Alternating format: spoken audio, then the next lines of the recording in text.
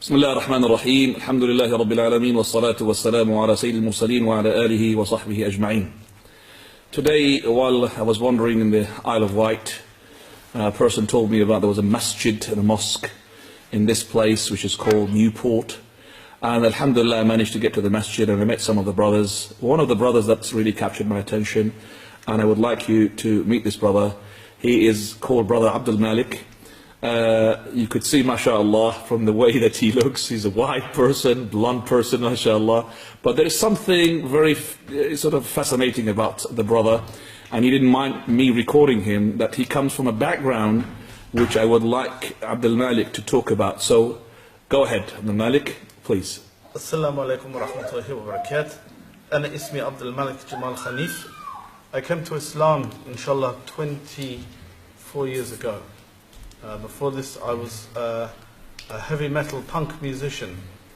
I grew up, had a good education, but I was rebellious. I was like a human version of Iblis in the way that I rebelled. I would not bend my neck to anything. I questioned everything I was taught. I questioned history. I questioned that there was history and there is his story. There are truth and there are lies.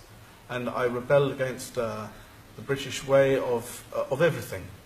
I never drunk, I never did these things, but I thought I will rebel against the system, against the governments that I think are unfair. I will do it through music. Alhamdulillah. So I did music that criticized the government, criticized the society I lived in, thinking this would also make me happy. Happiness doesn't come from the outside, happiness comes from within. And now I know happiness as water, as life itself comes from Allah subhanahu wa ta'ala. At the time I thought I could make myself happy through the music. I thought following my own ideas and the ideas of others would make Islam, would make my life complete. So what did I do? I played loud music and I deafened a generation. I'm tattooed and I was pierced, and way before all the people were doing this thing. Now it is commonplace. Then 20 odd years ago it was unusual and it was very uncommon. You can see by the holes in my ears. They are not from fighting in Afghanistan, astaghfirullah. Unfortunately they are from my own stupidity. But we did these things and we live with the consequences. Would you like to just to show me a bit of your chest?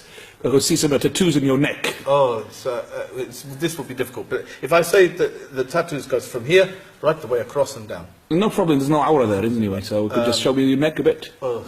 That's all. Wow. MashaAllah. I understand that you were half Irish, and that the father side, subhanAllah. Let me just take a subhanAllah, la ilaha illallah. You could imagine what a person he was when he was at that time. Now at the moment I can just say to the brother that he had some light in his face because of the light of the hidayah, the nur of the Islam, the guidance. Yeah. Or the darkness of that heavy metal, what he said, it was satanic way, wasn't it? And yes, I would say it was. I would also say that it was done through anger out for various reasons. Anger at society, anger at things that I didn't understand, anger at that there must be more in life than just property, money and health and wealth. These things are, everybody says this is the meaning of life. I've always thought there was a God, and I always asked where he was. I looked at every ism. I had a good university education, but I argued against everything. And at the end of the day I looked at Christianity, and they were saying about Allah subhanahu wa ta'ala has a son, and I could not accept this. For if Allah needed a son, that would mean he has a weakness. He is in need of an heir. If you have a son, you're going to die, he takes over. Why do you need this if he's all sustaining and all powerful? So this did not make sense. I looked at the Hinduism, and they worshipping the statues. And I said to one, if I break your statue, will your statue come and hurt me? I didn't even know about Islam. And he said, it would be a terrible thing. So if I throw your statue on the floor, it will kill me. I thought, this is ridiculous. It is a nonsense. I looked at Jewish religion. I thought, well, I can't be this, because this is not just a religion, it's a race as well. And I'm not of that race. So how can I join something I'm not a part of the club? It didn't make sense either. I thought God created everything, not just one people. I looked at all these different philosophies: Marxism, ism, schism and ism. And at the end of the day, all they are is man-made, manufactured, made by man for man's ego. And this I did not understand. a long time ago now, subhanahu wa ta'ala, I was walking along Kensington High Street and a brother had a leaflet and he was doing a very early version of dawah. There was no dawah 20 odd years ago. There was very few Muslim reverts. I don't like the word convert. Convert is to change. To revert is to go back. I have gone back to what my natural inclination should have been in the first place. There is no room for a convert. So I took the leaflet and I saw the word Islam and I thought, what is this thing? Whenever I was very little, my grandmother, because I grew up with my grandparents, took me to Hyde Park, and I used to see Arabic graffiti on the wall, and I used to like the script. I used to like and I used to wish I could understand what it said. Somewhere deep down inside, that must have stayed with me, because when I got this leaflet and it said Islam on it, I wanted to check this out. Then there were very few books on Islam. I found one, and it was Ghulam Salwa's Belief and Teaching in Islam. In its first edition, it's now in its 9th or so edition. It was very primitively, a primitive edition then.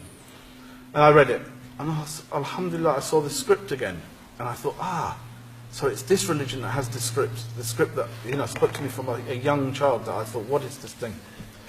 I was good at art, and I thought the script was beautiful, and of all scripts, it is the most beautiful in the world.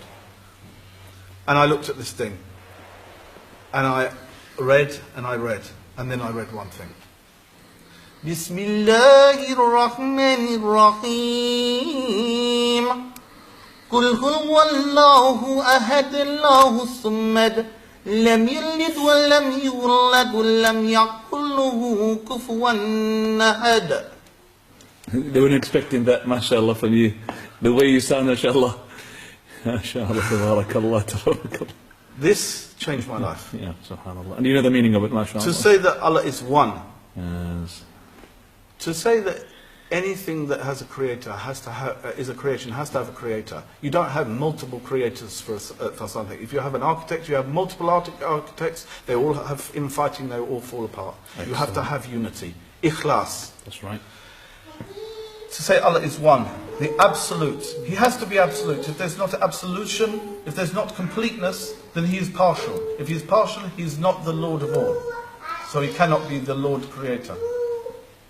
He begets none.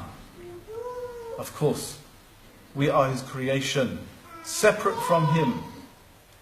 Intact as a creation, but separate in our creation. He doesn't need a son, he doesn't need daughters, wives, or all the clutter that we have on earth. And nor is he begotten. How can he be made of people or of something else? If something created him, that must be more powerful, therefore that must be Allah. So that had an impact on you. And like unto him, there is nothing. This is what had the impact. Right. Because to say, unlike unto him, in the whole universe, nothing in the whole of everything, we can only see as far as our galaxy with the Hubble telescope, we can see Crab Nebula and whatever. This is as far as we can go. Now beyond that, how many universes are there? And beyond that, how many universes are there? And the seven heavens, etc., etc. If there is nothing within the light years and thousands of millions of light years, there is nothing equal to him, and there is nothing like him, then he is Lord of all. And if he is Lord of all, then what am I doing standing on my feet? I must be on my face. Because he put me here, therefore it should be gratitude. How did you embrace the show? I'm going to just to cut it short because of the 10 minutes going to finish. Very quickly. How did you embrace, when you took the shahada, did you go to a masjid or? There was nobody around to ask. I didn't want to ask a lot of the brothers in the street because there was people walking around. Then there was no converse, there was no literature of Islam, there was no little dawah tables out with the take a leaflet brother, there was nothing. So I thought, you're complaining about this, aren't you, at the moment? You're saying you should have had that. I should have had that. Yes. It shouldn't have been partialised to a community. You That's should right. not ghettoise Islam. That's right. You can't put a box around Allah. It is either Allah is everywhere, or you as a people are putting him in a box. Allah with his knowledge is everywhere. No. Yeah, not with himself. Himself is with his knowledge, with his ilm and with his hikmah. Excellent. You're talking about religion. You can't box religion, Islam, and it's a box. It has to be for everybody. Humans put boundaries. There is no boundaries. There's no boundaries, of course. And so therefore, when I looked at this thing, I thought, well, where am I going to go? So I looked through the phone book. Yes, in those days there were phone books. There was not 1-to-1 or 1-800. So I looked through there and I saw London Central Mosque. Right, Regent's Park. Regent's Park. And I thought, okay, go there. I'll go there. And I looking like I did, and I wish I had a photo of me as I did. I did a talk last week, I had the photo of what I used to look like. And going with this sort of look, and remember you had no beard. I had nothing, I had bright blue hair. And long hair, earrings, tattoos, vest. And you expect everybody to just to welcome you to British life. Belt made of bullets. So what happened when they saw you? I went in there, I took the bullet belt off because I thought it might be a bit disquieting, and I tried to tie my hair back as best as possible. And I said, I want to make shahada. And they said, they were surprised. They couldn't believe it. They were baffled. And he just looked at me as if I was going to hurt him. I said, can you bring me somebody who can speak English? So he brought me Abdullah from who was the secretary of the London Mosque then. The one from Saudi Arabia, isn't he? No, he's from Musaf, Egypt. Oh, right, in Israel. And he said, what do you understand about Islam? So I told him all that I've read. And I'm an avid reader, so I read and read. And I read... So he was surprised? He was surprised then. And he said, okay, I think you understand, but you know you can't look like you do it. I said, I don't want to look like I do it, it's just that's all I have at the moment. I can change that, but I need to change my heart first. That's right, very good. And you took it from there? I took my shahada. And when was that? When the day, please, if you remember the date, year? 1986, MashaAllah. February the 4th. Right. Abdul Malik, I have to really at the moment just to, sort of stop you here and then say to you, Jazakallah khairan for this commentary and this, sort of short biography of your life. I would have liked it to be a bit longer, but remember that we have to go at the moment. I've got a family. I'm in the Isle of Wight today, and I'm really very happy to meet the brothers here, especially yourself. And definitely, inshallah, maybe we'll have a go at, we'll see each other tonight as well. Maybe they should play. As one final thing. Go on. This is quite an interesting little twist. Cat Stevens, who also became Muslim at that time, I was named after one of his songs with my original name. My original name was Matthew. I was named after Cat Stevens' song, and I ended up teaching with him at Regent's Park. He taught the adults, I taught the children. When I learnt to write Arabic, I was teaching the Arabic to the small children. So how things come around, Allah has a wonderful plan, inshallah. Alhamdulillah.